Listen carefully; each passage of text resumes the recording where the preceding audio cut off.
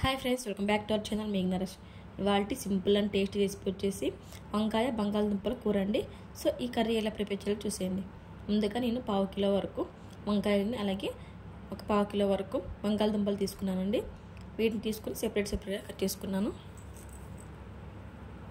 ఇలాగైతే బంగాళదుంపలు సెపరేట్గా కట్ చేసుకుని వాటర్లో వేసుకోవాలి.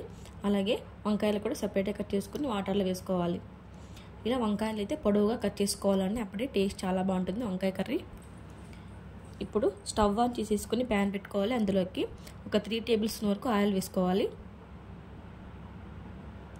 ఆయిల్ ఇలా వేడెక్కిన తర్వాత ఇప్పుడు ఇందులోకి జీలకర్ర వేసుకోవాలి.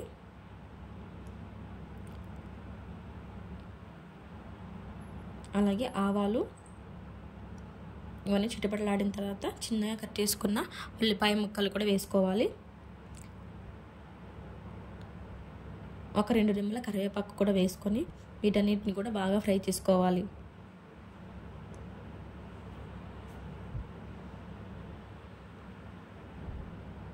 ఇలా ఫ్రై చేసుకుని మనం లో ఫ్లేమ్లో పెట్టి ఫ్రై చేసుకోవాలి.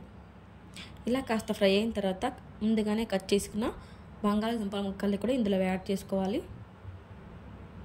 ఇవన్నీ కూడా ఆయిల్లోనే ఫ్రై అయ్యేంతలా ఫ్రై చేసుకోవాలి.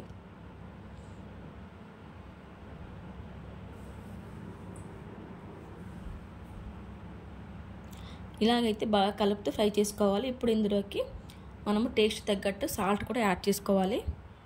ఇలా సాల్ట్ కూడా వేసేసుకొని ఒకసారి కలిపేసుకోవాలి. ఇలా కలుపుకొని దీన్ని ఒక మీడియం ఫ్లేమ్లోనే 10 మినిట్స్ పాటు మనం ఫ్రై చేసుకోవాలండి.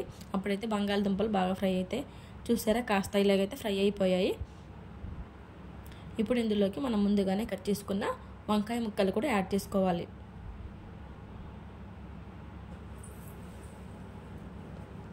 ఇవన్నీ కూడా ఇలా వేసుకొని బాగా ఇలా మిక్స్ చేస్తూ కలుపుకోవాలి. ఒక 5 మినిట్స్ పాటు లో ఫ్లేమ్లో పెట్టేసుకొని ఆయిల్లోనే ఫ్రై చేసుకోవాలండి వీటన్నిటిని కూడా. ఇలా ఒకసారి ఫ్రై చేసుకున్న తర్వాత ఒక 1/2 టీ స్పూన్ వరకు పసుపును వేసుకోవాలి. పసుపును వేసుకొని మళ్ళీ అంతా ఒకసారి మిక్స్ చేసుకోవాలి. పసుపు ఉప్పు అంతా కూడా బాగా పట్టేంతలా ముక్కలకి ఇలా బాగా కలుపుకోవాలన్నమాట. అప్పుడే టేస్ట్ చాలా బాగుంటుంది, ముక్కల టేస్ట్.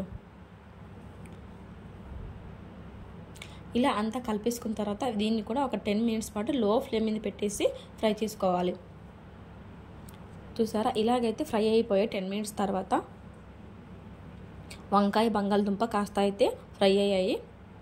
ఇప్పుడు ఇందులోకి మనము మసాలాను అయితే వేసుకోవాలండి. నేను ఇక్కడ ముందుగానే కొబ్బరి, అల్లము, వెల్లుల్లి, అలాగే కొత్తిమీర, టమోటాని అయితే మెత్తని పేస్ట్ లాగా అయితే మిక్సీ పట్టుకున్నానండి. దాన్ని ఇక్కడ నేను 2 టేబుల్ స్పూన్ వరకు అయితే వేసుకుంటున్నాను.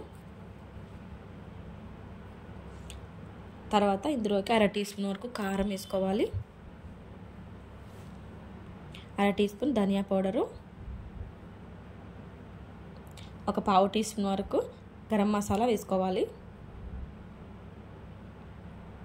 ఇవన్నీ కూడా వేసుకొని ఈ మసాలా అంతా బంగాళదుంపకి అలాగే వంకాయకి బాగా పట్టేంతలా ఇలా మిక్స్ చేసుకుంటూ కలుపుకోవాలన్నమాట.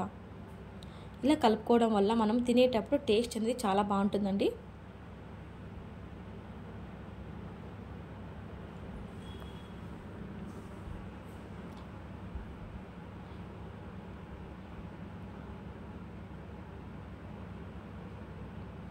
ఇలా అంతా కలిపేసుకున్న తర్వాత సగం వరకు ఉడికిపోయింది కదా, మిగతా సగం వరకు మనము వాటర్ వేసుకొని ఉడికించుకోవాలన్నమాట. ఎంత వాటర్ సరిపోతుందో అంత వేసుకోవాలండి. ఎక్కువ వాటర్ వేసుకుంటే మళ్ళీ టేస్ట్ అనేది మారిపోతుంది. అందుకని కొద్దిగా వాటర్ మాత్రం వేసుకొని మీడియం ఫ్లేమ్ పెట్టేసుకొని ఒక 10-15 మినిట్స్ పాటు మాత్రమే ఉడికించుకోవాలి. ఇలా అంతా ఒకసారి కలిపేసుకోవాలి.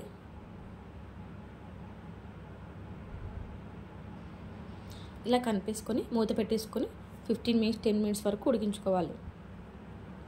చూసారా, ఇప్పుడైతే వంకాయ బాగా ఉడికిపోయి ఇలా ఆయిల్ అయితే పైకి సెపరేట్ అయిపోయింది అనమాట. ఇలా అయితేగిన వంకాయ బంగాళదుంప బాగా అయితేగిన బాగా ఉడికినట్లే అండి.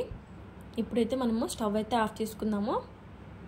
సింపుల్ అండ్ టేస్టీగా ఉండే వంకాయ బంగాళదుంప కర్రీ అయితే రెడీ అయిపోయింది. ఇది చపాతీలో కానీ రైస్లో కానీ చాలా బాగుంటుంది. మీరు ట్రై చేసి మీకు ఎలా కామెంట్ చేయండి.